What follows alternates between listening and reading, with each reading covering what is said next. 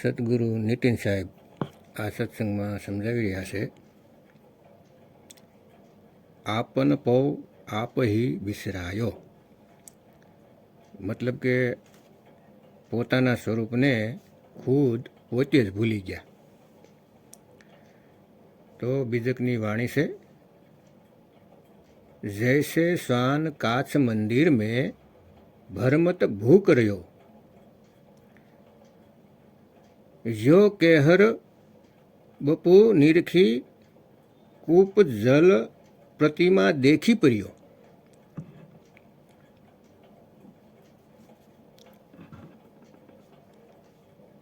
એટલે કે કાચના મંદિરમાં કોઈ કૂતરો આવી જાય અને ચારે બાજુ કાચ લાગેલો છે, તેમાં તેનું પ્રતિબિંબ દેખાય છે. એટલે એવું વિચારે છે કે મને બીજા કૂતરાઓએ ચારે બાજુથી ઘેરી લીધો છે અને હવે મને નુકસાન કરશે. એટલે તે પ્રતિબિંબને જોઈને બહીને પોતાના પ્રાણ ત્યાગી દઈશ. મરતા મરતા પણ ભાંગતો જ રહીશ, કેમ કે તે પોતાના નિજ સ્વરૂપને નથી જાણતો. પોતાના નિજ સ્વરૂપને હાવ ભૂલી ગયો છે.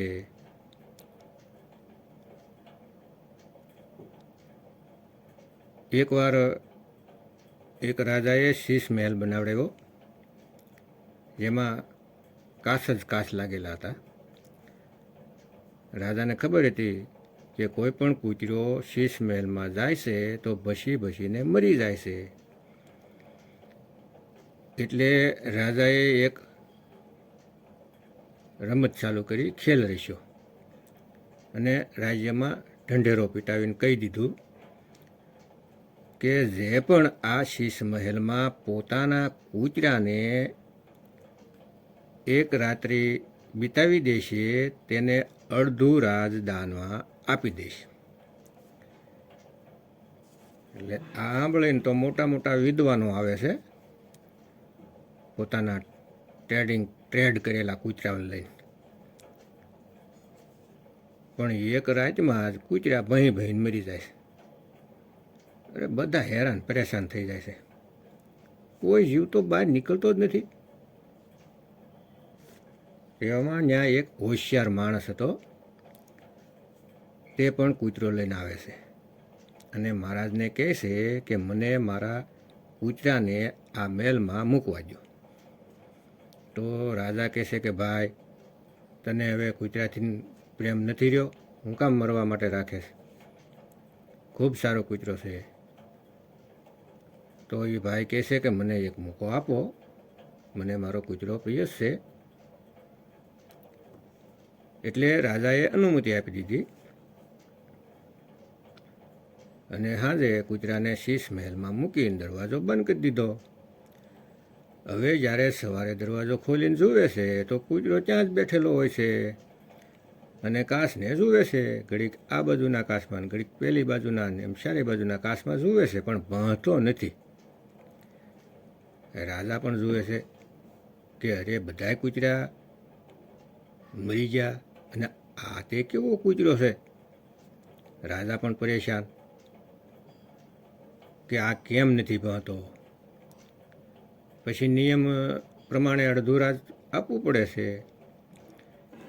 એટલે રાજાએ પેલા માણસને કહ્યું કે પહેલાં એ બતાય કે આ કેમ ભસતો નથી. ત્યારે તે માણસ કહે છે કે મહારાજજી, જ્યારે હું મારી દાઢી કરતો ત્યારે જે કાચનો હું ઉપયોગ કરતો હતો તે કાચને મારા કૂતરાને પણ વારંવાર દેખાતો. એટલે કૂતરાને સમજમાં આવી ગયું કે આમાં જે દેખાય છે તે મારું પ્રતિબિંબ છે, મારી જ કોપી છે. આ અસલ નથી. જે દેખાય છે તે નકલ છે, અસલ નથી. અરે જો દીખે સો માયા સંતો. એટલે સાહેબ કહે છે કે જે કંઈ પણ દેખાય છે તે દ્રશ્ય છે, અને જે તેને જુએ છે તે દ્રષ્ટા છે. કૂતરો આ સમજી ગયો હતો કે તે મારું નકલી ફોટું છે, નકલી પ્રતિબિંબ છે. મારા સિવાય બધું ભરમભૂત છે, બધું જ અસત્ય છે. અરે કેટલાક લોકો કૂતરાથી પણ નપાવટ છે, વિવેક બુદ્ધિ વગરના.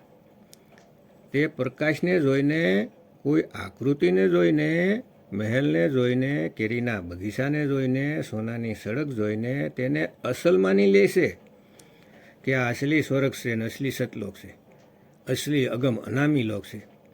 અરે ભાઈ, આ બધુંય નકલી છે. જો દીખે સો માયા સંતો, રંગ બદલે બહરૂપિયા. સમજી જાઓ, સમજી જાઓ, સમજી જાઓ. ફરીવાર મોકો નહીં મળે ભક્તો, સમજી લ્યો. જેવી રીતે સિંહ પોતાનું સ્વરૂપ કૂવામાં જુએ છે અને વિચારે છે કે કોઈ બીજો સિંહ આવી ગયો છે અને મને ચેલેન્જ કરે છે લડવા માટે, એટલે તે કૂવામાં છલાંગ મારી દે છે અને પોતાના પ્રાણ ગુમાવી દે છે. ફક્ત એટલા માટે કે તે નથી સમજી શકતો કે જે દેખાય છે તે માયા છે, પ્રતિબિંબ દેખાય છે.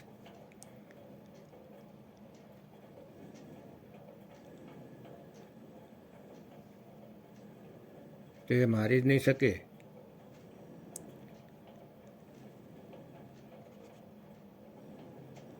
અસલ તો કૂવાની બહાર છું, તે નથી સમજી શકતો. આગળ કહેશે, વૈસે હી ગજ ફટિક શિલા મેં દશનન આની અરિયો, મરકદ મુઠ્ઠી સ્વાદ નહીં, બિહુરે ઘર ઘર રટટ ફિર્યો.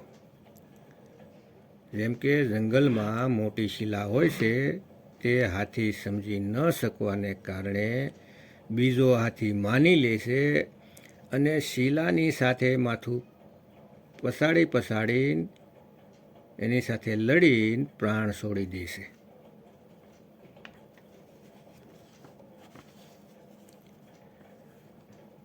મરકટ મુઠ્ઠી સ્વાદ નહીં બિહરે, ઘર ઘર રટટ ફિર્યો. ઓલા વાંદરા પકડવાવાળા જે હોય છે તે સણ્યાને છૂટા છૂટા વેરી દે છે અને ત્યાં એક સુરાહી, એટલે કે આપણી ભાષામાં ભંભલી, જે મોઢું એકદમ હાકડું હોય ને નીચેથી પોળે, એ જમીનમાં દાટી દે છે. તેમાં સણ્યા હોય છે. હવે વાંદરો જમીન પર પડેલા સણ્યા ખાઈ જાય છે અને ભંભલીમાં જુએ છે અને તેમાં હાથ નાખે છે અને પછી હાથ બહાર કાઢવા જાય છે તો મુઠ્ઠીમાં સણ્યા હોવાથી બહાર નથી નીકળતો. જો તે સણ્યા છોડી દે તો હાથ બહાર નીકળી જાય અને આઝાદ થઈ જાય. પણ એને એવું લાગે છે કે મારો હાથ અંદરથી કોઈ પકડી લીધો છે, કેમ કે જ્યારે હાથ નાખ્યો ત્યારે તો આરામથી હાથ ગયો, હવે કેમ નીકળતો નથી, એટલે કોઈએ પકડી લીધો છે. આવું સમજે છે. ફક્ત લાલચને કારણે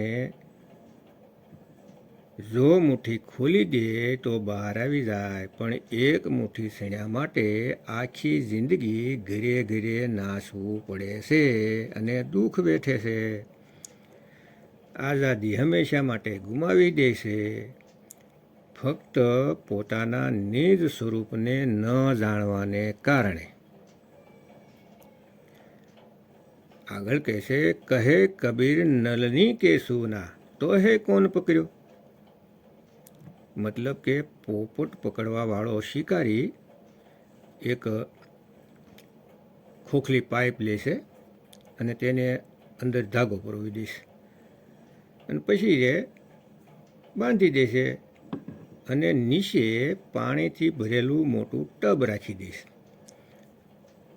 અને પછી પાઇપ આરે મરસું બાંધી દેશે. હવે પોપટ દૂરથી મરસું જોવે છે, એને એ નથી ખબર પડતી કે તે પાઇપ છે કે ડાય છે. જેવો પાઇપ પર બેસે છે એટલે પાઇપ તો ગોળ ફરી જાય છે પોપટ સીધો બેઠો હોય એ ઉલટો થઈ જાય છે, અને જેવો ઉલટો થાય છે નીચે જોવે છે તો પાણી જોઈને ડરી જાય છે, અને પાઇપને સખતથી પગથી પકડી લે છે. એટલે પોપટ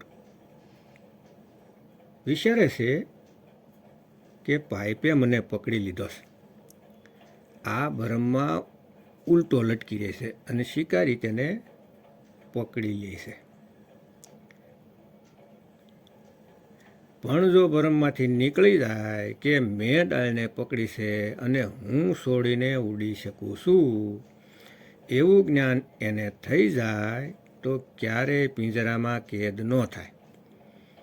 પરંતુ અજ્ઞાનતાને કારણે એવું સમજે છે કે પાઇપે મને પકડી લીધો છે, હવે હું ઉડી નહીં શકું. આ ભરમને કારણે શિકારીના હાથમાં આવી જાય છે. એટલે સાહેબ કહે છે કે નલની કે સુવના તોય કોણ પકડ્યો,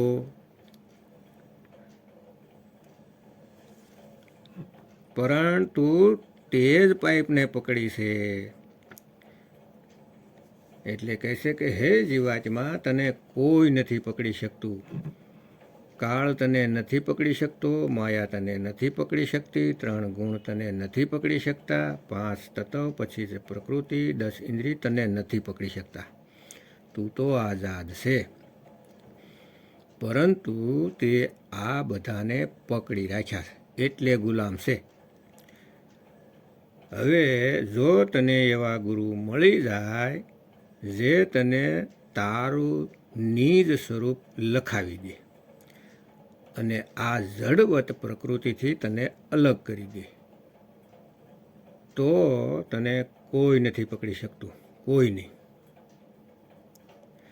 એ ધરતી હાંડી ભઈ, ઢકના ભયો આકાશ, 3 લોક ઈંધન ભયા, જીવ કો કहाँ નિકાસ.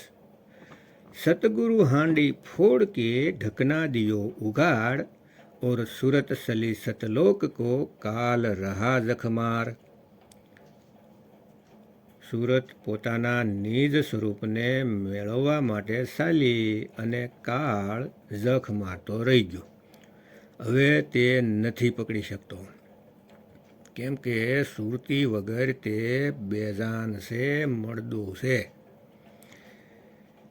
ફક્ત સુરતીને લીધે તન અને મન સલાયમાન છે, જીવિત છે. જેવી રીતે તમે મોટરકાર ચલાવો છો તો કાર તો જડશે, પણ તમે ચેતન છો, તમે કાર ચલાવો છો. તમારી વગર કાર નથી ચાલી શકતી, તો આ સમજો. એવી રીતે તન અને મન તમને નથી પકડી શકતા, કેમ કે તમારી વગર તે મળદું છે.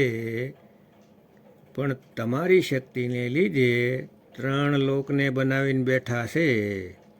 3 લોકમાં તેનું રાજ છે, અને તમને ગુપ્ત કરી દીધા છે, અને તે પ્રગટ છે. તમે એ ગુપ્ત રૂપને, એ ગુપ્ત નામને નથી જાણી રહ્યા. એટલા માટે બંદી છોડને અહીંયા આપણા જેવો દેહ ધારણ કરીને આવે છે, પણ તેનું કોઈ દેહ નથી, તે દેહ ધારણ કરીને આવે છે. જેવી રીતે કોઈ રાજા લડાઈ કરવા જાય તો અસ્ત્ર શસ્ત્ર ધારણ કરીને જાય છે.